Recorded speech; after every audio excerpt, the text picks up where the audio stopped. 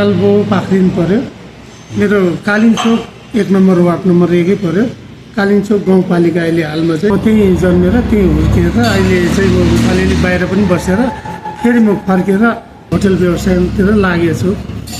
High लागेर मान्छेहरू बिरामी पनि होला कोही बेला रेस्क्यु गर्नको लागि केही टिमहरू केही क्लबहरू केही होटल व्यवसायी सङ्घको चाहिँ होटल सङ्घ पनि छ अनि यो क्लब पनि छ अनि स्वास्थ्य चौकी पनि सानो हेल्पपोस्ट छ त्यहाँ तर अलिकति व्यवस्थित ढङ्गले चाहिँ सामग्रीहरू छैन हामीसँग त्यहाँ होइन अलिक कमजोर छ। अरू चाहिँ अब अनि फागुनदेखि चैत वैशाखसम्म आउँदाखेरि राम्रो बुढाबुढी बच्चाहरू लिएर कार्तिक मङ्सिर पुष माघमा चाहिँ अलिकति ठन्डाको कारण अलिकति गाह्रो हुन्छ अनि जेठतिर पनि अलिकति गाह्रै हुन्छ त्यो लेख लाग्ने त्यो फुलको बास्नाहरूले त्यस कारणले गर्दाखेरि लेख लाग्नेले गर्दाखेरि बच्चालाई बुढाबुढीलाई अलिकति गाह्रो हुन्छ। हजुरलाई यसैमा म सानो प्रश्न जोडेँ त हजुर भन्नुहोस्। के अरे दोलखा जिल्लामा 12वटा थरीको चाहिँ जातहरूको चिमल भन्ने फुल पाइन्छ भनिन्छ होइन गुराँस पाइन्छ भनिन्छ।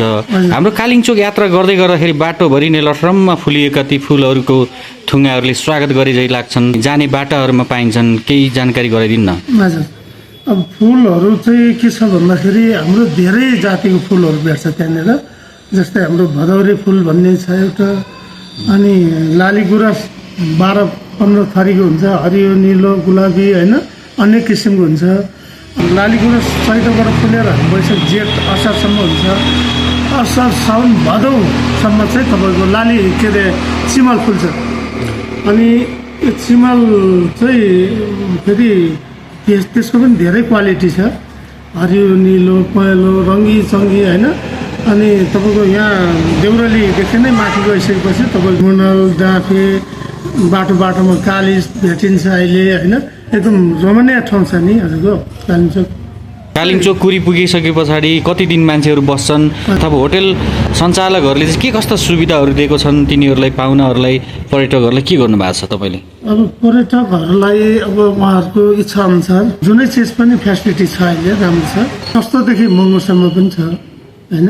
पानी 6065 बोकेर आउनुभयो भने उहाँहरूलाई काठमाडौँ पुग्नेसम्मलाई खाना बस्न सब लडा पुगिहाल्छ।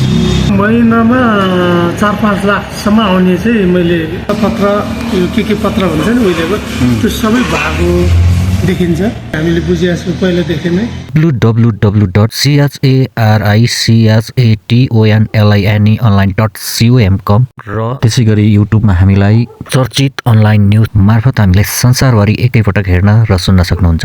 नेपालको स्विजरल्यान्ड नै भनेर बुझ्नु पर्यो किनकि यहाँ हिउँ पर्ने त्यस्तै राम्रो जस्तै मान्छे घुम्नु जान्छ स्विजरल्यान्ड 5-6 लाख रुपियाँ खर्च गरेर अब म चाहिँ भन्छु 5-6 हजारमा स्विजरल्यान्ड घुम्नुलाई यहाँ कालिङचोक आउनुहोस् होइन थोरै खर्चमा आफ्नै ठाउँमा आफ्नै देशमा पैसा पनि यहीँ बस्यो घुम्ने ठाउँ पनि यहीँ भयो भगवान्को दर्शन पनि भयो होइन एकदमै राम्रो नि।